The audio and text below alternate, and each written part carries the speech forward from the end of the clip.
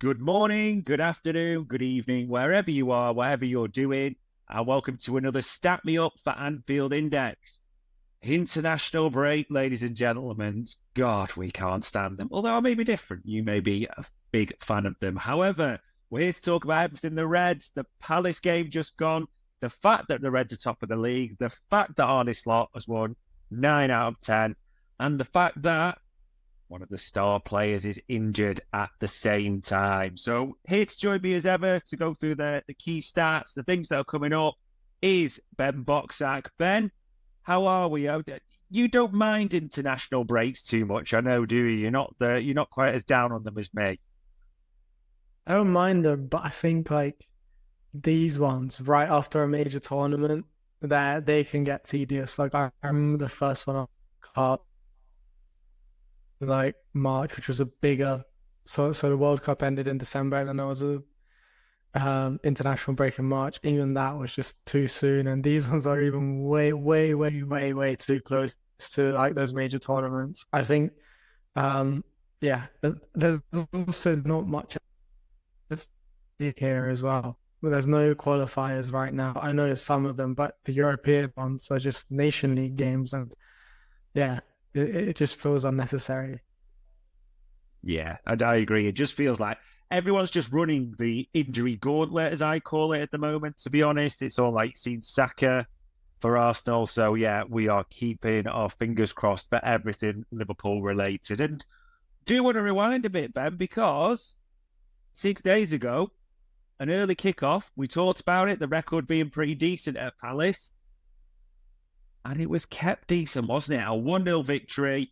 Diogo Jota with an early goal, which I think many people thought would be the start, the way it was going, especially in the first half. But a solitary goal takes 3 points. I mean, it's such a, I would say maybe strange is too harsh, but there was definitely periods to this game. What were your thoughts on the overall performance?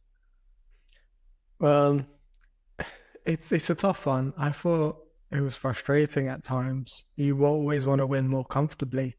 But looking at the stats, I think Liverpool created enough for this to be a comfortable game. So four big chances created. There were a couple of big ones that Liverpool missed, and that seems to be, I think, the theme this season. Liverpool are creating chances, just not quite finishing them. Definitely feel like there is maybe a sort of number 9 missing, or maybe Diego Jota needs to find his sort of finishing boots again. But yeah, it was one of those games where I thought Liverpool controlled it. It's just the scoreline didn't necessarily reflect that, which has been a lot of the games so far this season.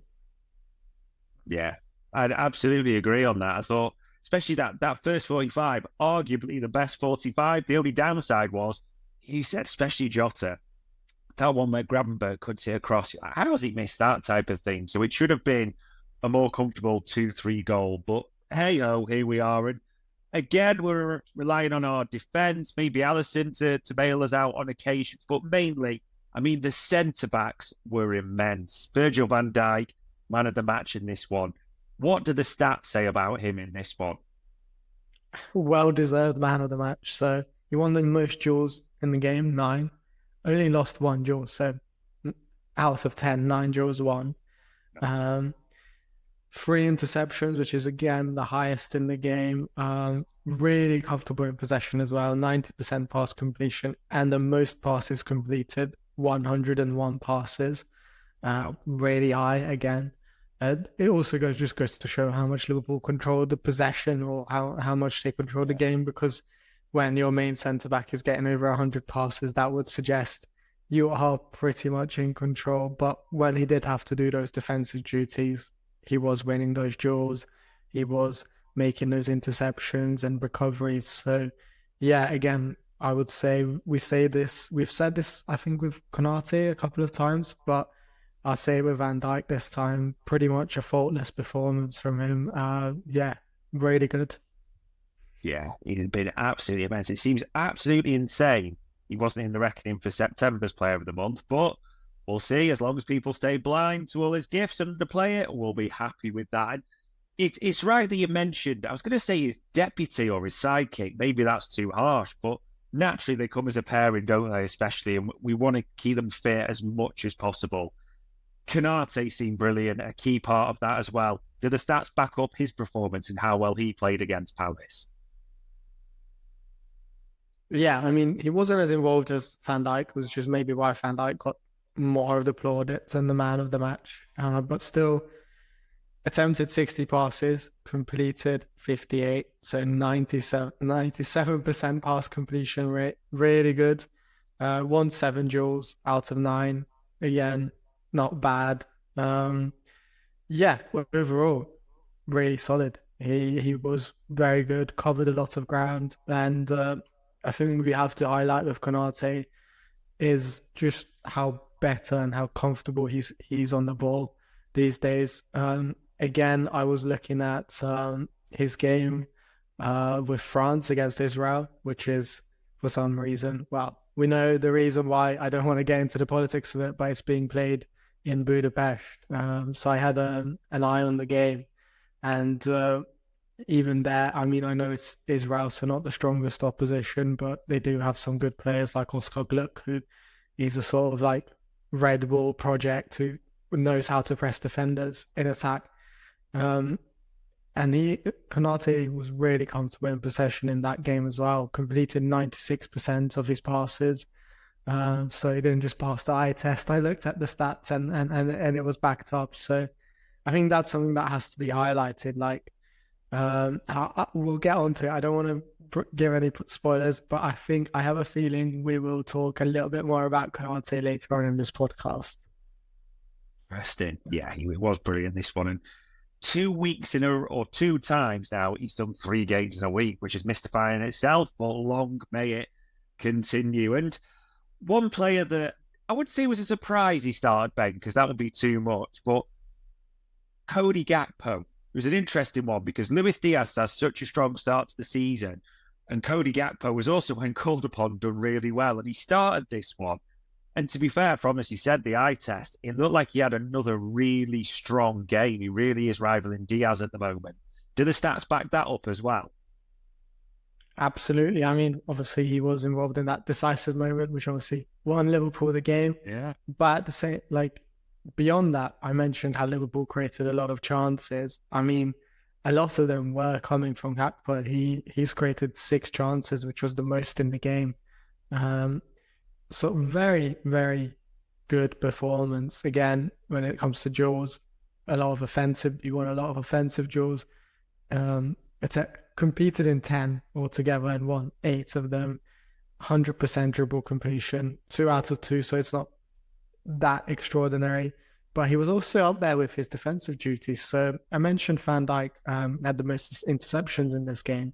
He was actually tied with Gakpo for interceptions. So, you know, we know under Arne Slot, the really important part of the game, just like on the Jurgen Klopp, is not even necessarily the attacking contributions, but the defensive contributions as well, and winning the ball back high up the pitch.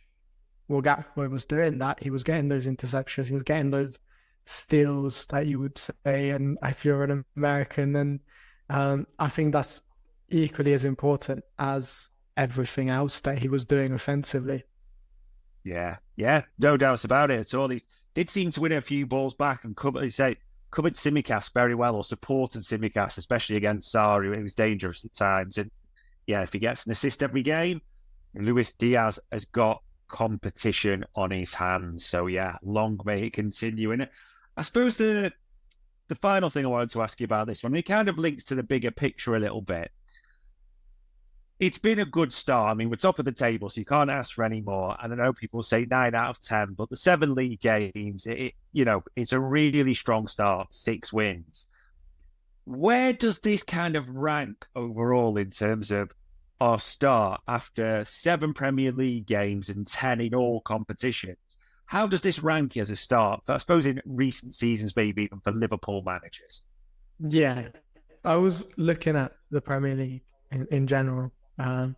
So there has been better starts. I don't think that's a surprise, given we know what Jurgen Klopp's sides have achieved.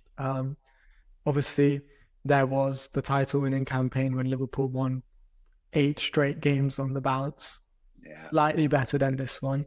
But the season before that, when Liverpool almost won the league, got record points, record tally of points, and just fell very short of not winning the Premier League.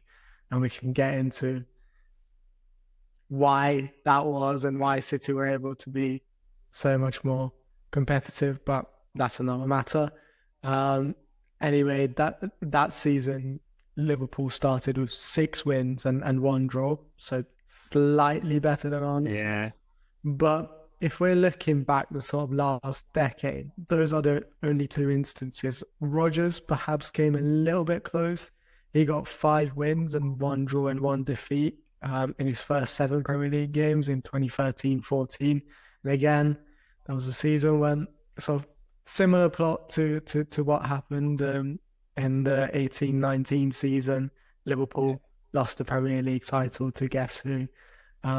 So, it's let's hope the pattern doesn't repeat itself, essentially.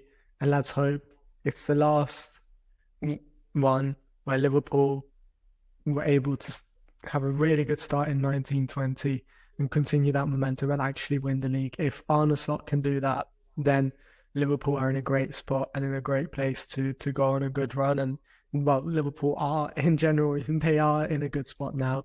But I think everything is about the next few games that are coming up, the next couple of months. It's a cliche, but I think the end of October, beginning of November is going to be crucial in terms of Liverpool season. And everything will depend on that, because I do think, like, if I'm looking at these fixtures, comparing it to how Klopp started in 18-19, comparing it to how Rodgers started in 13-14, all of those seasons, you'd say, okay, they were tested a little bit. Like, they came up against the Man City, they came up against the Chelsea, who were a different Chelsea than they are now. And right now, I think if you look at the 7 fixtures, I don't think you would find a team there who could realistically be competing for the Champions League, or, well, for the Champions League spots. Even if England get that extra 5th spot, I don't think United are within a realistic chance of competing for that, unless there is a change of manager. But let's hope that doesn't happen. I'm a big fan of Erik ten Hag. So I hope that he continues his long reign at Old Trafford for many, many years to come, and waste more money on Ajax players who are not good enough to play in the Premier League.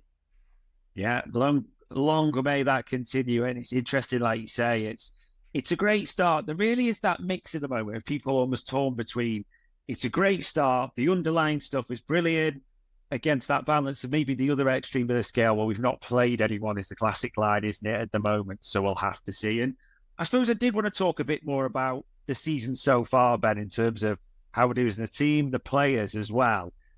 I mean, we mentioned 2 there who've been quite rightly be getting a lot of plaudits in terms of Van Dijk, in terms of Konate, but there's been others mentioned as well, midfielders especially, even a couple of attackers there at the same time.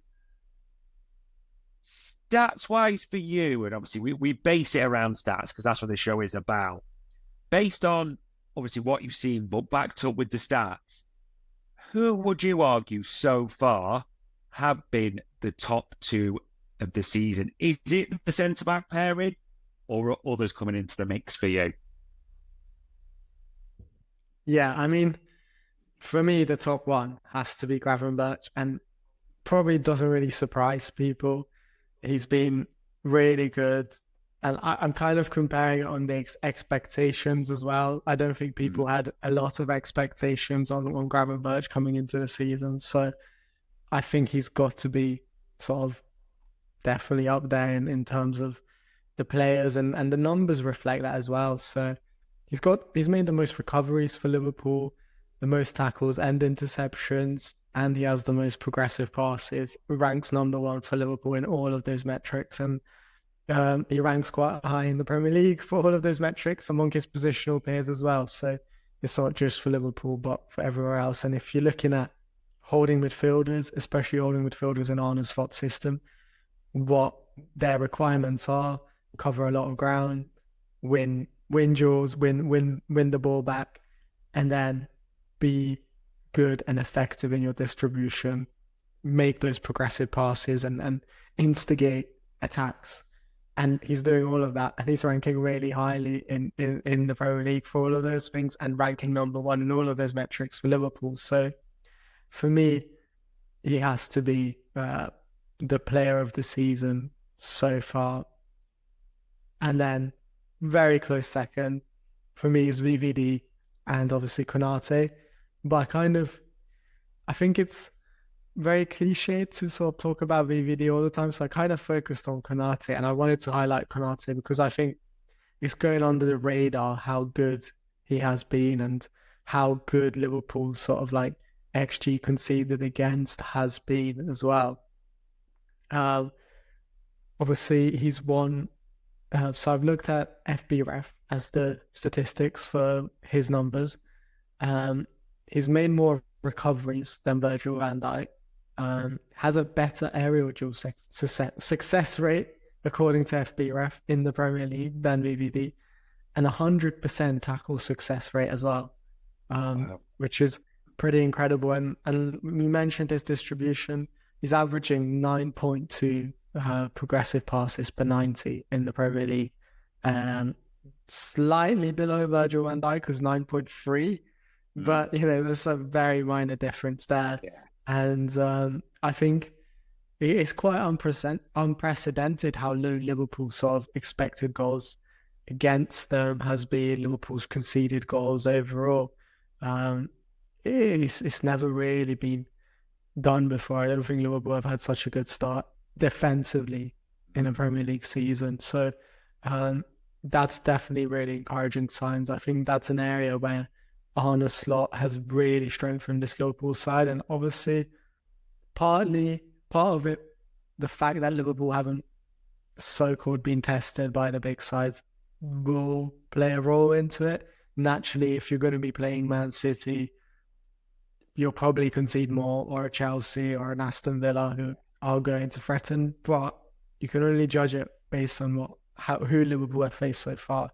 And in all fairness, these are the kind of teams that Liverpool have struggled against under Jurgen Klopp sometimes, These are the kind of teams that would have had a lot of fun sometimes playing against Jurgen Klopp, not all the time, but maybe if we're looking back towards the end of last season, definitely, and Liverpool definitely conceded a few more goals than they probably should have in those matches. So the fact that Arne Slot is able to do what I would say is the sort of defensive basics to make sure they're not conceding against inferior teams is encouraging, because it's not that easy to do.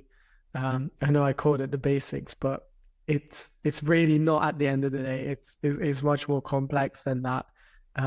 It just sounds simple when you're saying it, but it really isn't. So I've been really encouraged by Liverpool's defensive displays, and even in that one match against Forest that Liverpool lost, it didn't give too many chances away. Like, if Liverpool just put their chances away at the other end, because they created a few, it would be a different story, and then we would be talking about, well, can he replicate the 8 straight wins that Jurgen Klopp did during that title-winning campaign?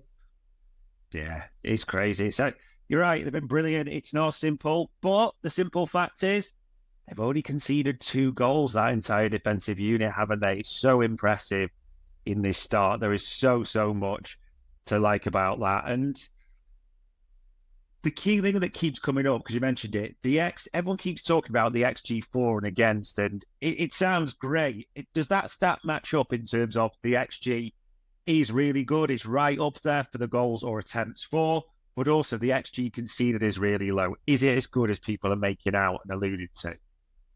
I will say Liverpool have kind of, how am I saying this?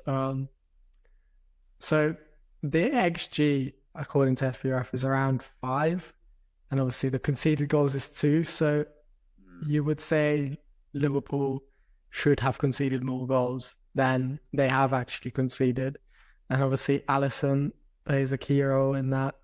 Kelleher, and you got to add even Vítězslav Jaroš to that mix now. that Eze chance, I think, towards the end, which was quite a simple save for him to make, I think will have ranked quite high for XG. I haven't checked the numbers, but it was a good position, and he really should have done better. And I mean, Jarosz can only say what's in front of him, but yeah, he'll sort of come into that as well. But yeah, overall, Liverpool are still sort of conceding the fewest XG overall, with just XG, and they have the most clean sheets. Everything is sort of adding up in terms of the defensive numbers. There is a bit of a disparity in terms of how much they should have conceded, but even if they concede 5, that's still really, really low for 7 games in the Premier League. And overall, you cannot complain, because at the end of the day, that's why you have goalkeepers, to make those differences in terms of the XG as well. You don't want to always be relying on them, but there's a reason why Alisson was so expensive, and there's a reason why Liverpool rate Mamardashvili so highly, is because they are goalkeepers who are known to outperform their expected goals and really rank highly for prevented goals per 90. Alisson has always done that before he's arrived at Liverpool, at Roma, and Mamardashvili is doing that at Valencia even right now as we speak, and demonstrated that to an extreme level when he was playing at the Euros with Georgia. I think he sort of had 4-point-something prevented goals in the whole tournament, which is pretty crazy. So I don't think it's necessary, like sort of talking about the XG difference in terms of XG expected against isn't necessarily an indictment on Liverpool's sort of defense. I think it can be, but in this instance, I think it's more a praise of the goalkeepers, and I don't think Liverpool are letting a lot of big chances to the opposition for the game. I think I've been really, by the eye test anyway, I've been really impressed with how Liverpool have controlled games and controlled things defensively. Brill. Well, whatever it does to keep us top of the tree and with the best goal difference, yeah, we are liking what we're seeing there. And I suppose the final bit, Ben, I don't even want to talk about these, but internationals. And I suppose you could be a victim of your own success a little bit, because a lot of our players are doing so well at the moment. And unfortunately, international teams have realised this. So you're seeing the likes of Trent back in the side. Ibu's now, getting there. Even had the armband. So congratulations to him for that the other night. A lot of Liverpool players are taking the field. I mean, they're playing minutes, they're playing games. There's going to be that natural worry. I mean, who are the biggest worries for you in terms of the fixtures, the travel, and everything involved in that package? Yeah. By the way, I just confirmed the numbers in terms of XG conceded in terms of our last conversation, and Liverpool's is 5, obviously 5.2. Second is Aston Villa with 6.9. So there's still a big gap between the defensive numbers. So even though it's not as impressive as the 2 goals conceded, I think it's important to highlight it's still the best in the league, which I mentioned, but I just wanted to sort of put the numbers into context as well. But yeah, in terms of the international break, I think for me the major concern is Maka, who thankfully didn't play for Argentina, but even just the fact that he travelled and he's training, that's going to put a lot of load on his body and a lot of pressure. I know he's going to be flying with private jets where he can stretch his legs, but travelling still takes a toll on you, and it still takes a sort of added pressure on your body, and increases injury risk regardless of whether you're flying in business class or private jets or economy class. Diaz as well, he's played a lot of minutes for Liverpool, and obviously both Mako and Diaz are very important players for their national teams, so I would highlight those 2 long travels, important players who are going to be featuring in their national team's game. And then again, for the same reason, if you're looking at Europe, Robbo, Szoboszlai, I expect them to play 90 minutes in both matches that they are going to be involved in, because maybe for England, it's not that important to win these Nations League games, but for Hungary and Scotland, these games are a lot more important than we think they are as Liverpool fans. And that means the captains are always guaranteed to play in the 90 minutes. That's why it was a great decision, I think, by Slot to sort of only give one half to Szoboszlai, rest his body a little bit against Palace, because, I'd be worried if he played a full 90 in that match as well. Yeah, the minutes are racking up. Ibu, as you said, Ibu did 90. Trent did 90 for England the other night as well. Fortunately, McAllister didn't, but you do wonder how much of Scaloni that's been forced upon him. So we'll see if he plays in their next game. And even as you see in the details here, as you mentioned, Diaz played against Bolivia away, didn't he? So he played at altitude, so that's going to take it out of him. And yeah, you mentioned the game tonight, people, just to keep an eye on. Hungary versus the Netherlands. So we'll have 4 players probably that we're absolutely praying for, and their welfare tonight we will have to see in that regard. Interestingly, I wanted to add as well that there's 6 Liverpool players in Hungary right now, because there's not obviously Ibu we mentioned he's playing in Hungary, and Conor Bradley is in a rural town, like playing against Belarus on Saturday in Hungary. It's not the capital city, it's Záhřeb, but Belarus, because of another conflict in Ukraine, are playing all their games in Hungary as well. So yeah, a bit of a sort of reunion for those Liverpool players in Hungary at the moment. Maybe they have some time to catch up in between the matches. Does sound like it, doesn't it? Yeah, there you go. So just more people to worry about, but fingers crossed that they are back and they are okay. And I mean, talking about worrying about players, Ben, it's happened now. Everyone knows about Alisson, and Paul Joyce and others have released the news. The expectation is it will be, because of a grade 2 tear, I think they said, 6 weeks or around 6 weeks. So we're going a fair bit on now, aren't we, into the November time and that November break. It's interesting, this one, because if you'd rewound almost to last year, we'd maybe be a bit more worried, I think, possibly because of, it's going to come in. Is Kelleher ready? He's not got much experience, so to speak. But based on what our eyes told us last season, and also, this is the key bit, did the stats back up that actually Liverpool have got a more than able deputy to come in the Premier League that way in Caoimhin Kelleher? Absolutely. And I think I will point out, obviously, because Jarosz came on and I interviewed him a few months ago, and I'm a big fan of him. I think the numbers are really good. I did a piece on him for Anfield Index in the summer, just talking about how impressive his Sturmgras numbers are.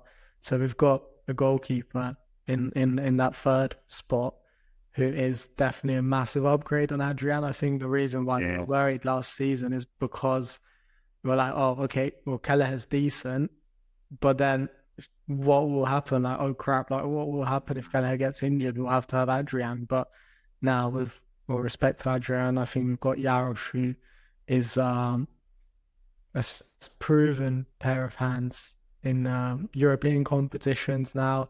He's obviously a senior international, very young, very competent goalkeeper who's come through the ranks, who's been trained with these big goalkeepers like Alisson and had like Achtenberg and Taffarel working with them. And obviously, Liverpool have a good goalkeeping production line. Really like Cornel Mischo for the under-18s and the under-21s now. He's been promoted. I think he's a top prospect too.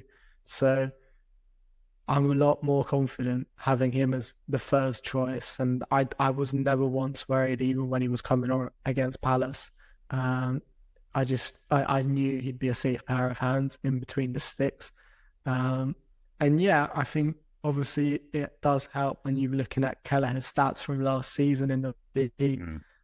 Really impressive in terms of preventive goals and stuff like that.